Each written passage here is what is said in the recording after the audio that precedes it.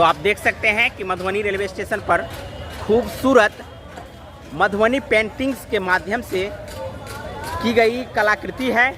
और इस कलाकृति को रात्रि के समय में जब लाइट इफेक्ट दी जाती है तो और ही इसका खूबसूरती बढ़ जाता है।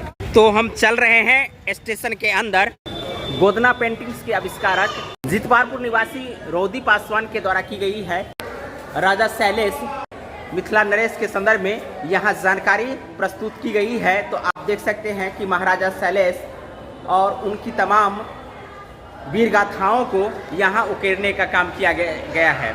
मिथिलांचल में खासकर राजा शैलेश की बहुत ही महत्व है और इस महत्वाकांक्षी को आप भारत और नेपाल दोनों जगहों पर सुनने को मिल जाएगा कि राजा शैलेश क्यों अपने आप में विख्यात थे, या कहें कि लोक देवता के रूप में क्यों पूजा जाता है। इन तमाम बातों को यहाँ मिथिला पेंटिंग्स के माध्यम से, मिथिला पेंटिंग्स के अंतर्गत गोदना पेंटिंग्स होता है जिसके माध्यम से यहाँ उकेरा गया है।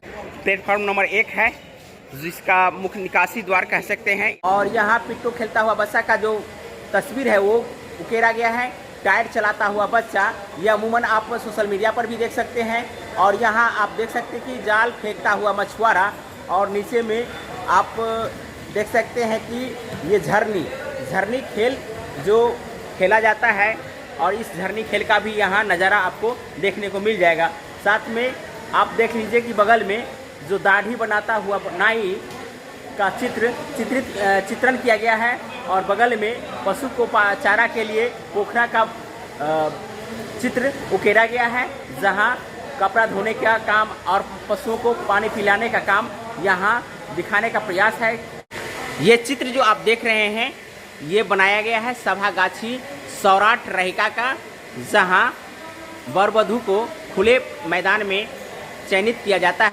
आप देख सकते हैं कि वृद्ध वाचस्पति तथा भामती, इसकी भी कथा कि मछली का कितना खूबसूरत चित्र यहाँ चित्रित किया गया है।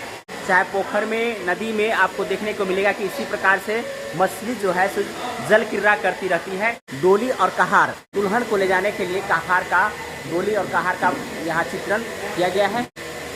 चलिए और आगे आपको ले चलते हैं। ये है होली का खेल। आप देख सकते हैं कि तमाम जगह पर स्टेशन के किसी भी ऐसा जगह नहीं है जो डिस्प्ले है जो सामने से दिखता है और वहाँ मधुबनी पेंटिंग्स नहीं किया गया हो। और यहाँ आप देख सकते हैं कि रक्षाबंधन का जो सावन का भी समय भी है और कुछ ही समय के बाद, कुछ ही दिनों के बाद रक्षाबंधन का पर्व भी आ रहा है। और उस रक्षाबंधन पर्व के संदर्भ में यहाँ मधुबनी पेंटिंग्स के माध्यम से दिखाने का प्रयास किया गया है। भाई यात्रियों की सुविधा के लिए आप देख सकते हैं कि यहाँ सीढ़ी बनाई गई है और सीढ़ी पर भी मिथिलांचल के कलाकारों द्वारा खूबसूरत कला का प्रदर्शन किया गया है। आपको दूरस्थ से दिखने में लग रहा है कि यहाँ जो चित्र दिख रहा है वो चित्र आपको थोड़ा दूरी से ही दिखने में अच्छा लगेगा, लेकिन सीढ़ी के जैसे ही नज़दीक में जाएंगे उस चित्र का जो है सो आकार थोड़ा चेंज होता जाएगा। लेकिन जब आप इसे दूरी बनाकर 8 से 10 फीट की दूरी से देखते हैं तो आपको खूबसूरत दिखने वाला एक मछली का फोटो है और उसे भी आगे मछली का ही है, लेकिन देखने में बहुत ही खूबसूरत है। कैसा लग रहा है ये स्टेशन? बहुत अच्छा है। सजावट भी बहुत अच्छा है। क्या कहना चाहेंगे मिथिला पेंटिंग्स के संदर्भ में और इस स्टेशन के संदर्भ में? यहाँ का स्टेशन अभी पहले से काफ़ी ज़्यादा इम्प्रूवमेंट हुआ है। यहाँ पे काफ़ी रखरखाव वगैरह सब कुछ सही है यहाँ पे। और जो पहले था वो अब नहीं है। इसका क्रेडिट जो है सो मिथिलांचल के कलाकार और यहाँ के तत्कालीन जो डीएम थे उनको देना चाहेंगे। क्या नाम है सर?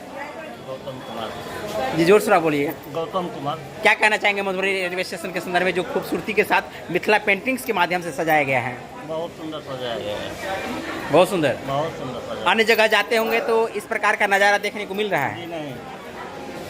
और स्वच्छता के बारे में क्या ख्याल है आपका, जो पहले की अपेक्षा फिलहाल स्वच्छता के दृष्टिकोण से मधुबनी रेलवे स्टेशन में कितना केयर किया जा रहा है? अभी तो यहाँ स्वच्छता के लिए बहुत अच्छा है। अच्छा है।